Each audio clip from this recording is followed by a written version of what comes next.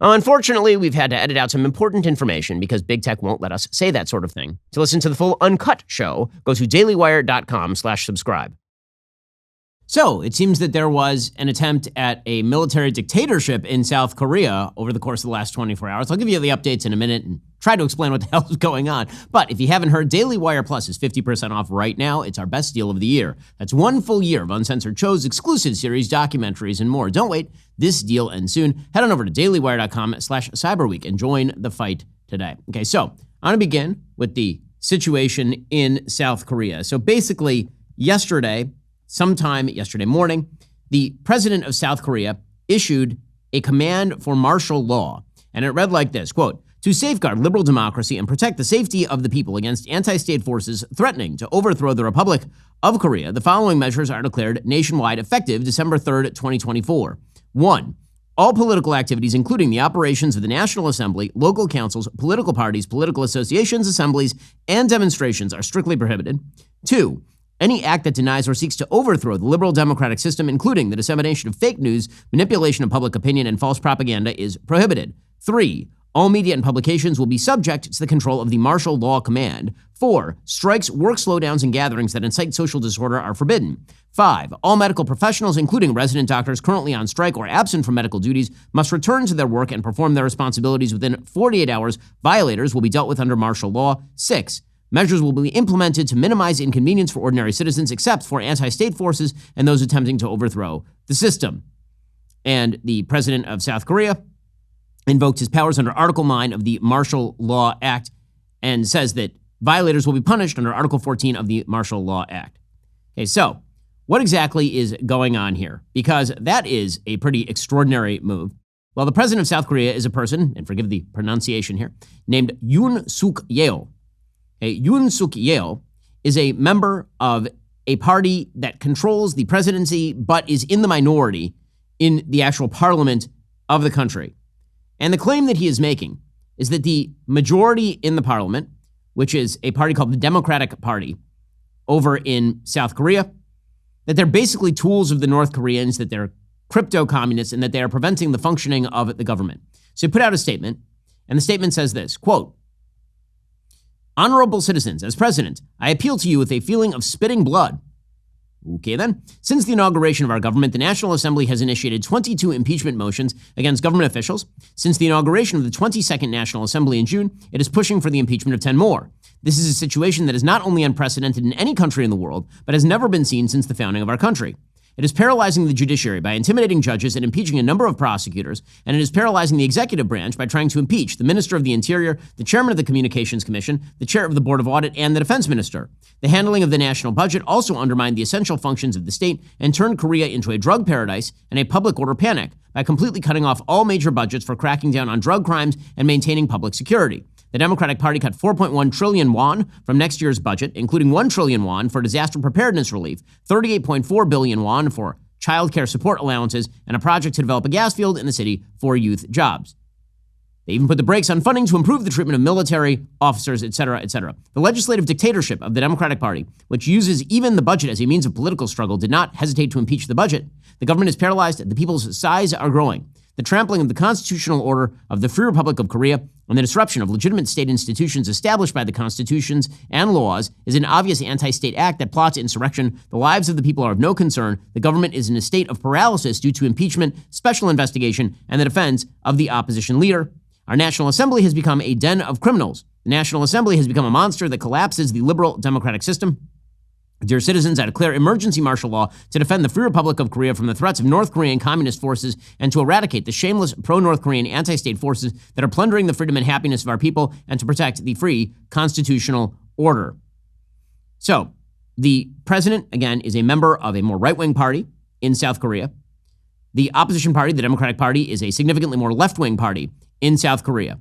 And essentially what is happening here is that the Democratic Party, which again represents a large majority in the National Assembly, has been threatening and attempting to impeach all of the state prosecutors who are looking into the Democratic Party leadership. So the prosecutors were supposed to be looking into the family of the president of South Korea, and they had apparently decided to exonerate the wife of the president of South Korea. Meanwhile, those same prosecutors were looking into the leadership of the Democratic Party of South Korea for corruption charges. And so the Democratic Party of South Korea then attempted to impeach these prosecutors. According to the Korean Herald, this would have been just yesterday, the main opposition Democratic Party of Korea on Monday submitted motions to the National Assembly to impeach the head of the state audit agency and 3 prosecutors involved in 2 different scandals surrounding First Lady Kim Kyung-hee. The Assembly will put the motions to a vote during a plenary meeting scheduled for Wednesday in accordance with plans announced by the main opposition, which holds the majority in a 300-seat parliament. So again, the opposition party, which controls the National Assembly, is attempting to fire these prosecutors who are not going to be prosecuting the president's wife and are instead apparently investigating some of the leadership of the Democratic Party. Again, this is the Korean Times reporting. This would have been a couple of days ago. Quote, the main opposition Democratic Party of Korea's attempt to impeach the state auditor-chief and prosecutors is drawing backlash from ruling party lawmakers and political commentators who say the DPK is exploiting its majority to play party politics. The grounds for impeachment include controversy over the audit of the presidential residence relocation, an alleged violation of the Act on Testimony and Appraisal before the National Assembly, according to a spokesperson for the DPK. But the People's Party, the People Power Party, which is the ruling party in South Korea, is saying the real reason that they keep trying to get rid of these prosecutors is because the prosecutors are looking into them instead. And in fact, the Democratic Party in South Korea was attempting to unilaterally downsize the budget bill in order to effectively defund this prosecutorial office entirely. So what exactly is happening here? Basically, the South Korean president is looking at the opposition party, which controls the National Assembly, and says, you are attempting to clean out the prosecutorial part of the government in order to protect yourselves or weaponize it against me. And so therefore, I'm going to dissolve parliament and I'm going to basically declare dictatorial control of the country. So all of this resulted yesterday in some pretty extraordinary images. The military of South Korea entering the parliament, for example. Here's what that looked like.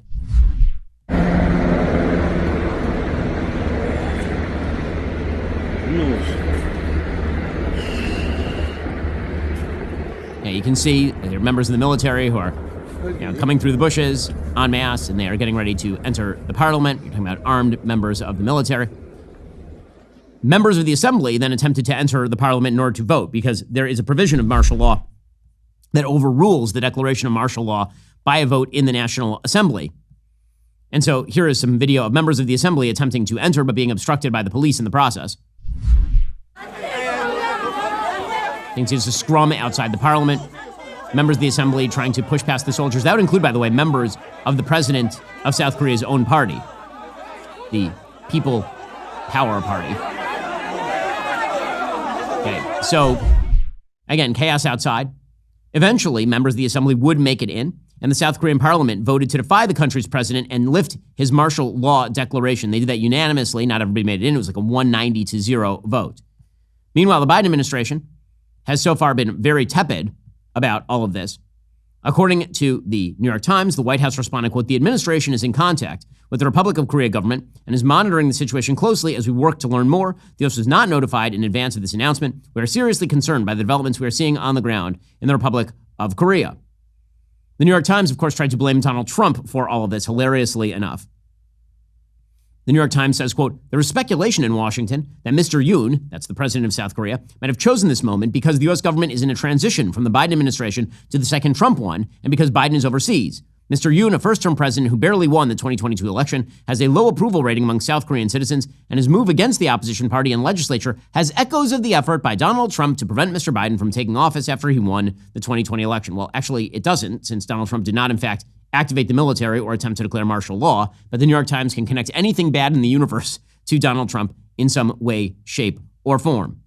So what exactly is happening here? There's something deeper happening here because this sort of constitutional crisis is now taking place in a variety of countries, truly a variety of countries. It's happening, for example, not just in South Korea, but it's happening in Israel, where there are fights between the prosecutorial wing of the government and the government of Benjamin Netanyahu.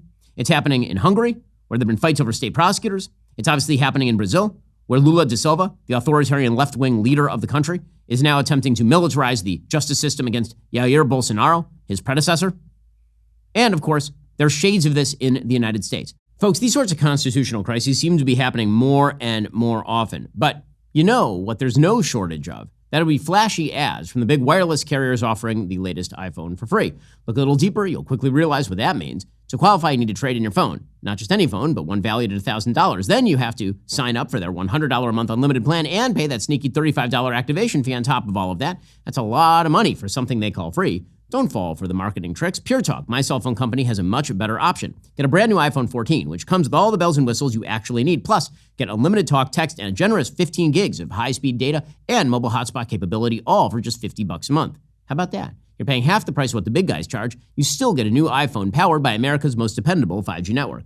Do this. Go to puretalk.com/Shapiro today. Switching is simple. Plus, when you go to puretalk.com/Shapiro, you get an additional 50% off your first month of coverage. That's puretalk.com/Shapiro for an additional 50% off your very first month. PureTalk is America's wireless company. Go check them out right now for the special deal. puretalk.com/Shapiro for an additional 50% off your very first month. Also, did you know you spend a third of your life sleeping? It's around 25 years of your life in bed. With numbers like that, your mattress isn't just furniture. It's an investment in your well-being. That's where Helix Sleep comes in. I never thought a mattress could make such a big difference until I tried Helix. What sets them apart? Well, unlike those one-size-fits-all brands, Helix offers 20 different mattress options because they understand everyone's sleep needs are unique. It all starts with their sleep quiz, a game changer for finding your perfect match. When I mentioned my struggle with lower back pain on softer mattresses, they recommended their medium firm option. The result? I'm sleeping like a baby. Looking for that cloud-like feeling? Try their Luxe. Want the ultimate sleep experience? Go for the Elite. Need extra support? The Helix Plus has you covered. Forget those mattress store visits. Helix delivers directly to your door. Helix is so confident in their product, they give you 100 nights to try it out. It's over 3 months to test your mattress in the real world. Plus, every mattress comes with a 10 to 15-year warranty. So, if you'd like to sleep as soundly as I do, head on over to helixsleep.com/Ben and take that sleep quiz. Plus, Helix is offering up to 20% off site-wide and 2 free Dream pillows with any mattress purchase. That's correct. Just go to helixsleep.com/Ben for 20% off. That's helixsleep.com/Ben. With Helix, better sleep starts right now. So why exactly is all of this happening right now? To understand that, I think we need to understand the role of sort of the prosecutorial system in democratic republics, because that has changed over time. I mean, this has implications, by the way, for everything up to and including the Hunter Biden pardon or the DOJ weaponizing itself against Donald Trump. So, democratic republics typically rely on checks and balances to prevent the government from engaging in authoritarianism. And this is the basis of the United States Constitution. We have the House and the Senate, which check one another. We have both of them checked by the presidency. We have all 3 of those bodies that are checked by the judiciary, and vice versa. Well, one of the checks and balances, traditionally to avoid tyranny, was impeachment. If you didn't like members of the government, or you suspected that members of the government were corrupt, a bipartisan majority would work to oust those corrupt officials. Now, this was obviously problematic because when it comes to getting rid of corrupt officials, if the corrupt official happens to be a member of your party, then you are very unlikely to vote for their impeachment. Now, in the United States, our founding fathers understood this. So, for example, in Federalist number 65, Alexander Hamilton discussed this at length. He wrote, quote, "The subjects of its jurisdiction, meaning the impeachment jurisdiction, are those offenses which proceed from the misconduct of public men, or, in other words, from the abuse or violation of some public trust. They are of a nature which may with peculiar propriety be denominated political, as they relate chiefly to injuries done immediately to the society itself. The prosecution of them, for this reason, will seldom fail to agitate the passions of the whole community and to divide it into parties more or less friendly or inimical to the accused. In many cases, it will connect itself with the pre-existing factions and will enlist all their animosities, partialities, influence and interest on one side or on the other. In such cases, says Alexander Hamilton, there will always be the greatest danger the decision will be regulated more by the comparative strength of parties than by the real demonstrations of innocence or guilt. The convention, it appears, thought the Senate the most fit depository of this important trust. Where else than in the Senate could have been found a tribunal sufficiently dignified or sufficiently independent? What other body would be likely to feel confidence enough in its own situation to preserve, unawed and uninfluenced, the necessary impartiality between an individual accused and the representatives of the people, his accuser?" So, this is the argument Alexander Hamilton is making for the fact that there is an impeachment trial that takes place in the United States Senate. Right? Because again, in democratic republics, the question of how you police corruption is a very real question. Let's say you have a corrupt public official. The United States Constitution says that person is impeached in the House, and then there is a full trial in the Senate. Why? Well, Hamilton and the rest of the founding fathers believed the Senate would be the most objective body. Back when the Constitution was designed, United States senators were not appointed by party or by public approval. They were appointed by the state legislatures, and they served 6-year terms. And so the goal was that they would be more independent of sort of the public passions than the House.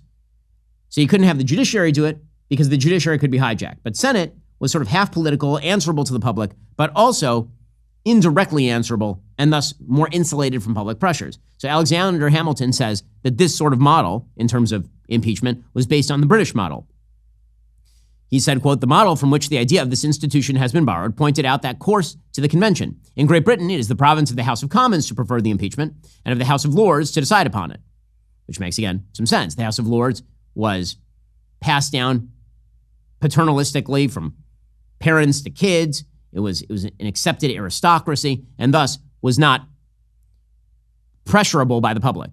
So Alexander Hamilton pointed out that if you tried to set up a separate impeachment court, which we might now call the DOJ, that wouldn't actually solve the problem because that too could be politicized. So he writes in Federalist 65, quote, "Though this latter supposition may seem harsh and might not be likely often to be verified, it ought not be forgotten that the demon of faction will at certain seasons extend his scepter over all numerous bodies of men."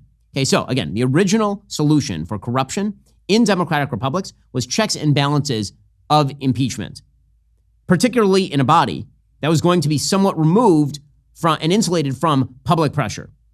Well, the problem is that over time, in a wide variety of countries, as democratic republics and their checks and balances have transitioned into administrative bureaucracies in which enormous power is centralized in the executive branch, checks and balances have atrophied.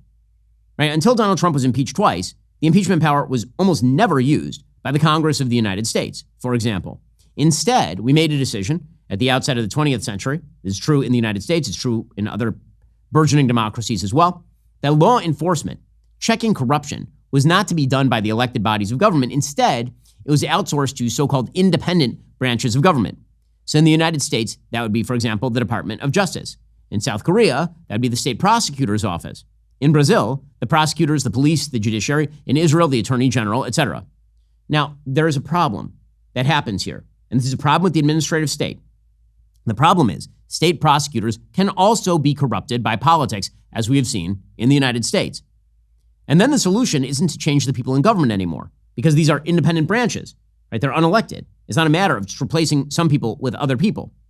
So if you fire some people, now that's considered interference with the magical objective branch. And if you leave people in place and they target your political opponents, it's weaponization. That's what leads to constitutional crises.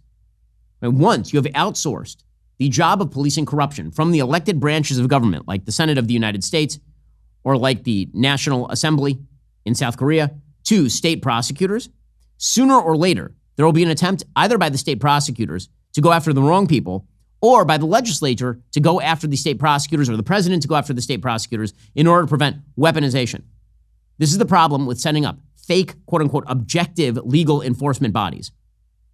It creates constitutional crises because the only solution to a politicized law enforcement branch is to either overthrow the government for, quote, interfering with the system, which is what the president of South Korea is now attempting to do, or to call for the overthrow of the government for weaponizing the system.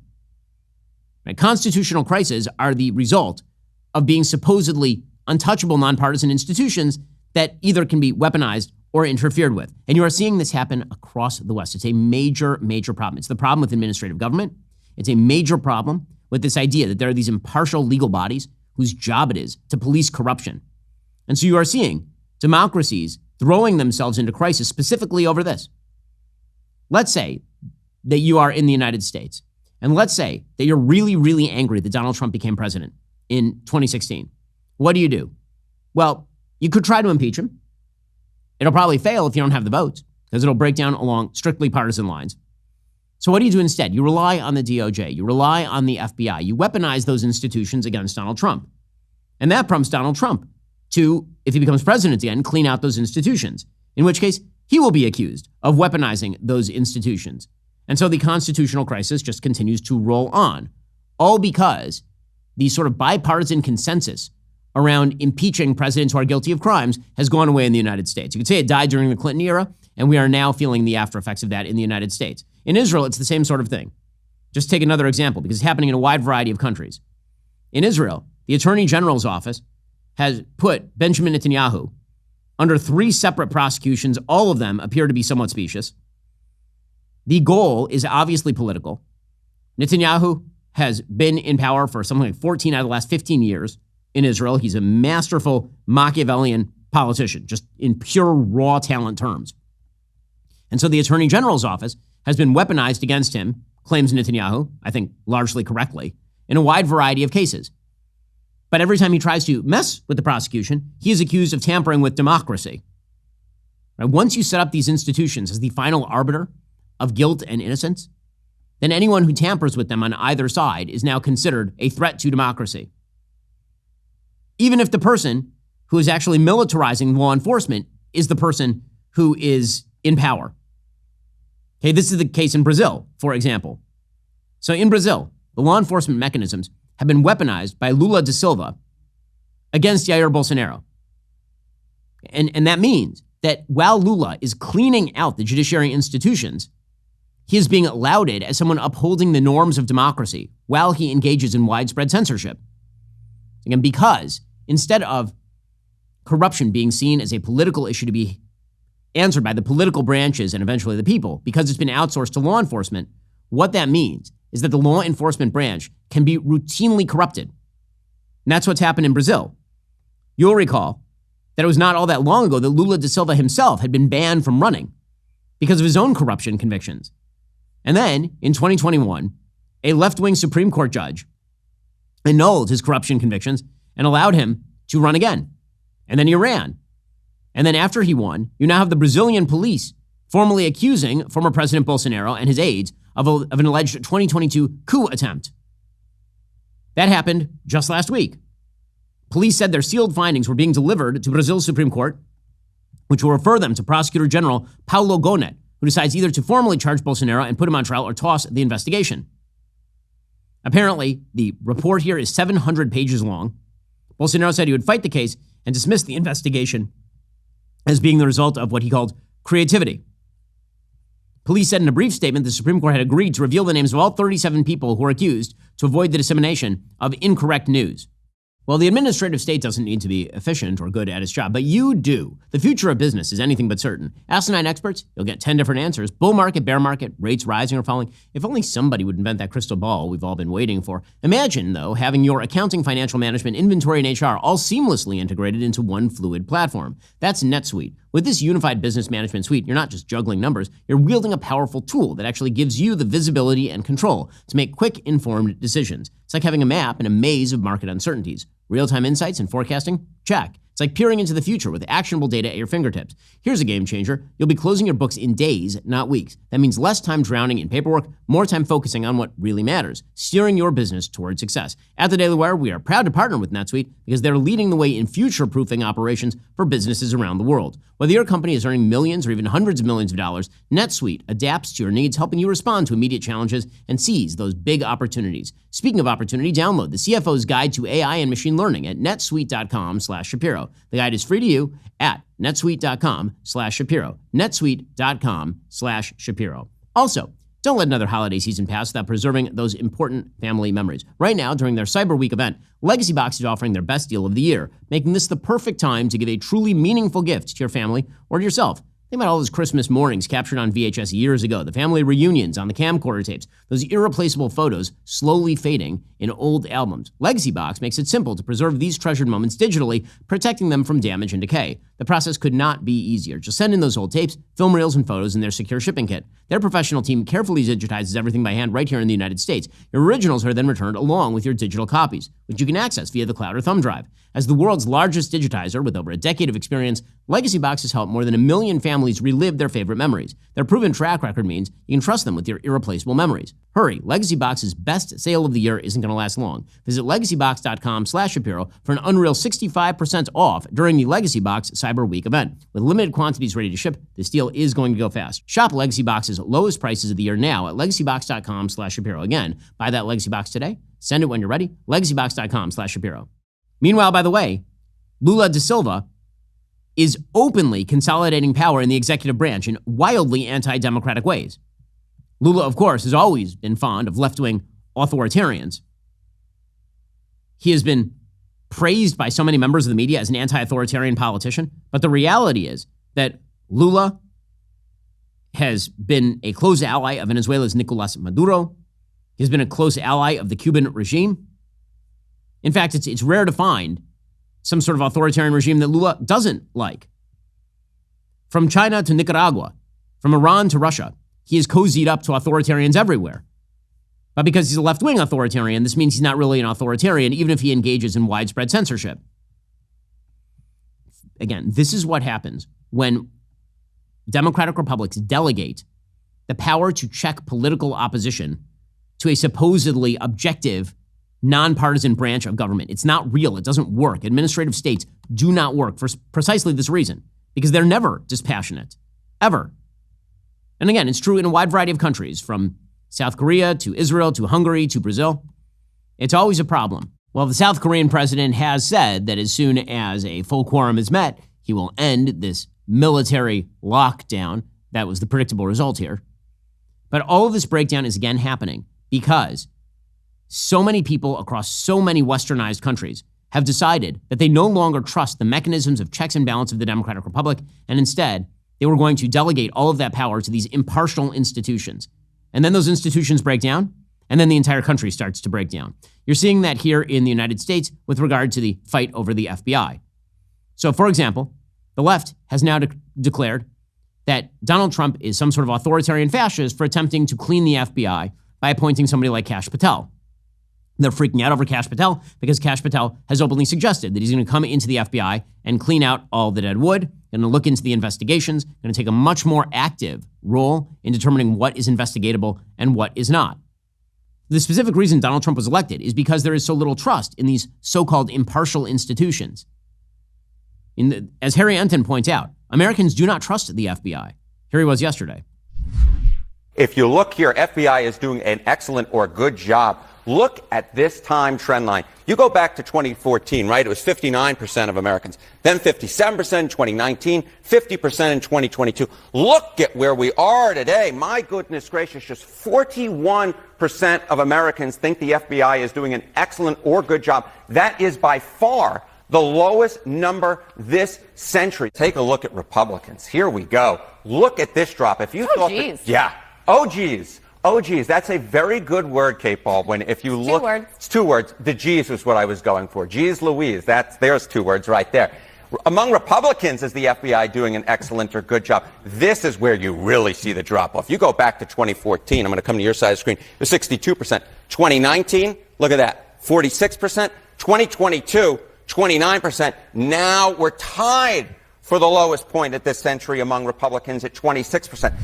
Why do you think that is? That's because of the weaponization of the FBI against Donald Trump. And the response to that will be a cleaning out of the FBI, which will lead the left to believe that the FBI has been weaponized. At which point you have a bit of a constitutional crisis. Because once the impeachment power has basically been done away with, how do you get rid of corrupt politicians at all? No one trusts the law enforcement mechanisms of the United States to do a proper job. And now nobody trusts the elected government to do the proper job because they haven't done the proper job on this sort of stuff for several generations at this point.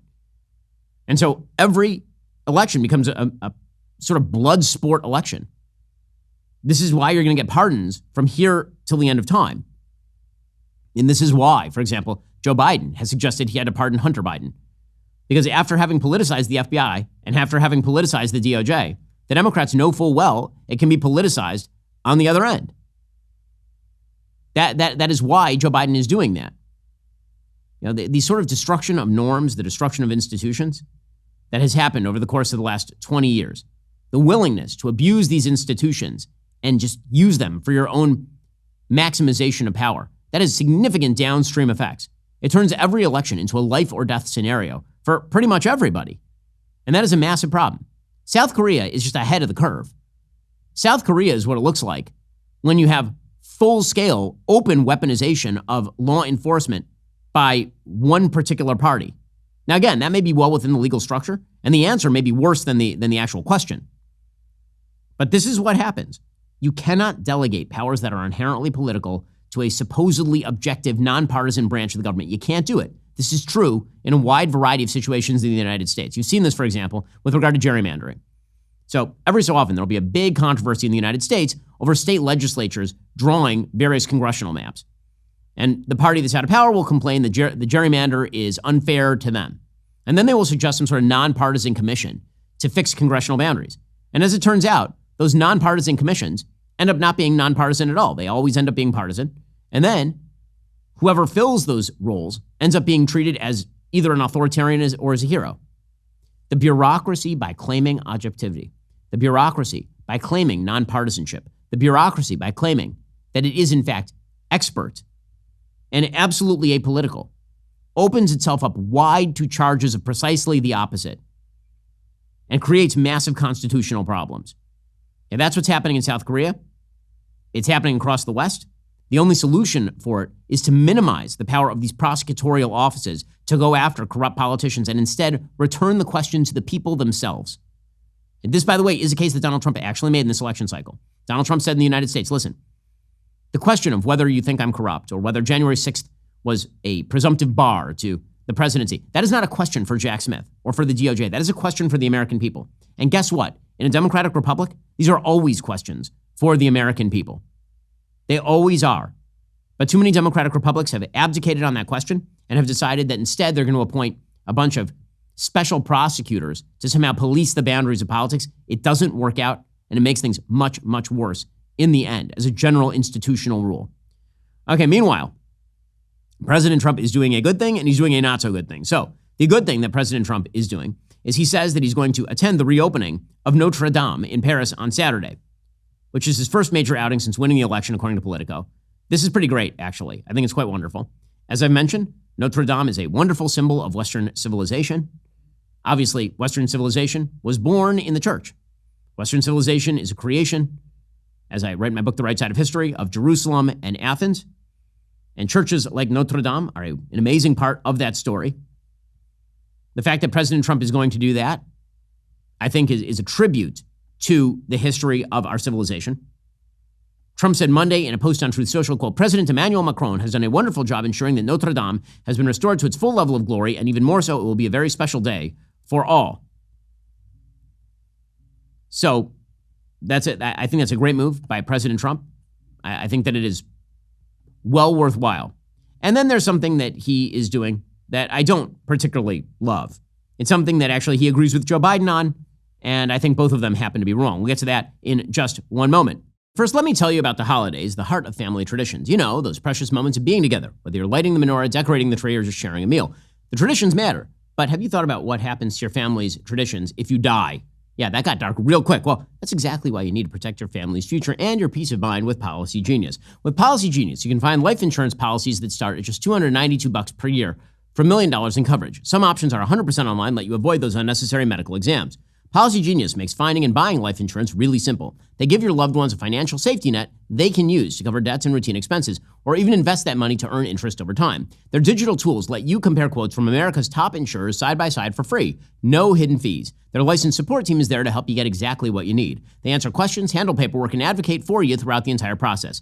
Even if you already have life insurance through work, it might not protect all your family's needs. It probably won't follow you if you leave your job. Join thousands of happy Policy Genius customers who've left 5-star reviews on Google and Trustpilot. Secure your families tomorrow so you can have peace of mind today. Head on over to policygenius.com/Shapiro. Get your free life insurance quote. See how much you could save. That's policygenius.com/Shapiro. Also, if you've ever thought about joining Daily Wire Plus, now's the time. Our best deal of the year is here, but it ends this week. 50% off new annual memberships to Daily Wire Plus. Let me say that again, 50% off for an entire year of Daily Wire Plus. That means 1 year of uncensored daily shows with limited ads, access to our entire entertainment catalog, including Am I Racist? And Dr. Jordan B. Peterson's new series, The Gospels. For families, unlimited access to our kids app, Bent Key. You're already a member? Well, good news. It's the holiday season, so you can give the gift of Daily Wire Plus and save 50% on a gift membership. There's literally never been a better time to join. Head on over to dailywireplus.com/cyberweek right now. No code necessary, just 50% off, but hurry, this deal ends soon. Don't wait. Join the fight today. Well, now to a thing that I don't like either the Biden administration or actually the Trump administration doing. They agree on it, and frankly, I think that they are both wrong. To understand why I think they are both wrong, we have to understand what China is doing on the world stage. So China is flooding the world with cheap goods subsidized by debt right now. According to the Wall Street Journal, a deluge of cheap Chinese goods washing over the developing world is jacking up tensions between China and the global south, complicating Beijing's plans to build alliances as it confronts escalating trade tensions with the United States. Beijing is hoping to unload more of its excess factory production to developing world countries from Indonesia to Pakistan to Brazil. There are a lot of countries that are worried about China undercutting their manufacturing base right now. China also is retaliating against the United States by banning rare mineral exports to the United States. They're apparently going to begin banning that export as an escalation of the trade war between the world's two biggest powers, according to the New York Times. That move comes a day after the Biden administration tightened Chinese access to advanced American technology.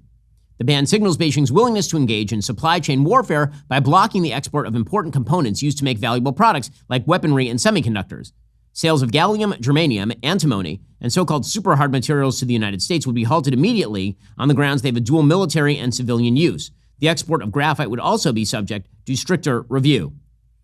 So again, China is attempting to cut down on the ability of the United States to obtain materials that are necessary in manufacturing.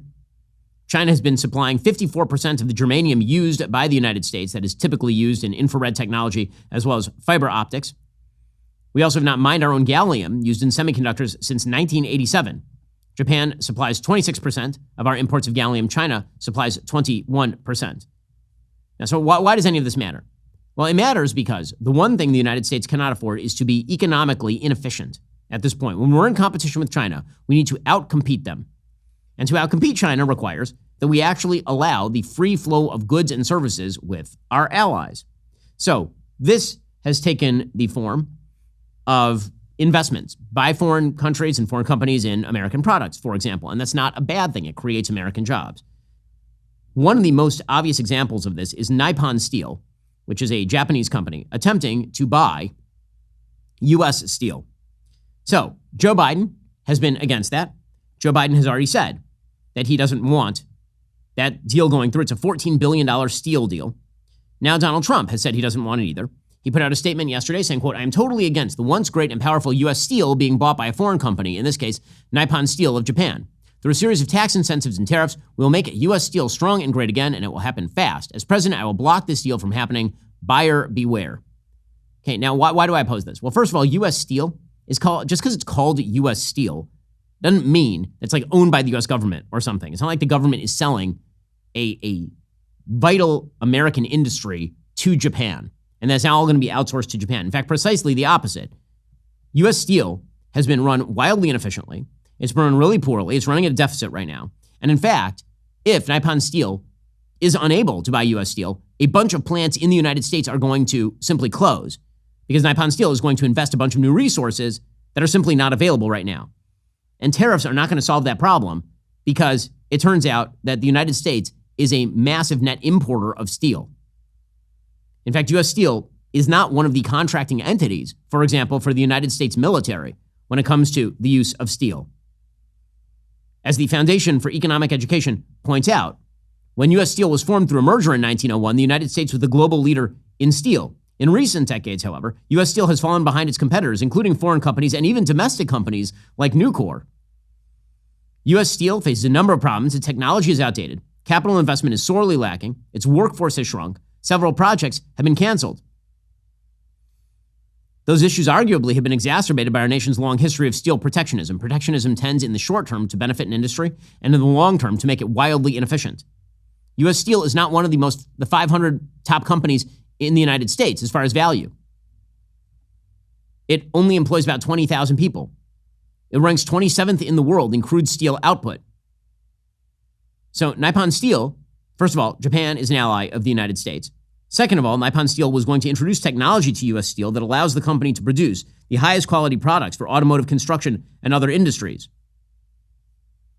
And the sort of bizarre attempt to block Japan from owning assets in the United States in order to make those assets more efficient, to create more American jobs, is strange. We're not talking about China owning U.S. Steel here. The Defense Department doesn't even contract with U.S. Steel. And in fact, the Department of Defense is not like a defense industry. The Department of Defense needs, apparently, according to Scott Lincecum and Alfredo Carrillo Obregon of the Cato Institute, the Department of Defense needs just 3% of domestic steel production to meet its procurement obligations. So, again, it's a bizarre move. A lot of this is political. It's a sop to some of the unions, presumably. But it is not, in fact, a smart economic play, and it makes these industries significantly more inefficient at cost to American taxpayers and consumers. And as I say, it will cost jobs. The CEO of U.S. Steel himself, David Burritt, has said that. Nippon Steel was pledging to invest $3 billion in the Pittsburgh company's older mills to revamp them. And if that doesn't happen, they're just going to shut those steel mills down. So you can see, again, for political reasons, why there would be so much focus on U.S. Steel, because it is a company called U.S. Steel with a historic pedigree. But the pedigree don't pay the bills in the morning. Again, steel represents just about 1% of total goods imported into the United States, according to the U.S. Trade Representative. So, again, I don't think it's a particularly smart move. I think that making the West less economically efficient in the face of Chinese predations is not a smart move. You can see the same thing happening, by the way, in the EU. The EU is destroying its own car industry. According to the Wall Street Journal, Europe's car makers used to rule the world. Now they're fighting battles on every single front. At home, tougher emissions rules are forcing them to sell more electric vehicles, which are less profitable. The turmoil is leading to thousands of job losses and risks inflicting further damage on Europe's economy. The automotive industry accounts for 7% of GDP in the EU, which is a very, very large chunk. Volkswagen is getting shellacked. Stellantis is getting shellacked. An enormous number of these industries in Europe are getting hurt by domestic regulation and unwillingness to recognize economic efficiencies. Bringing that to the United States for political reasons would be a rather large-scale mistake.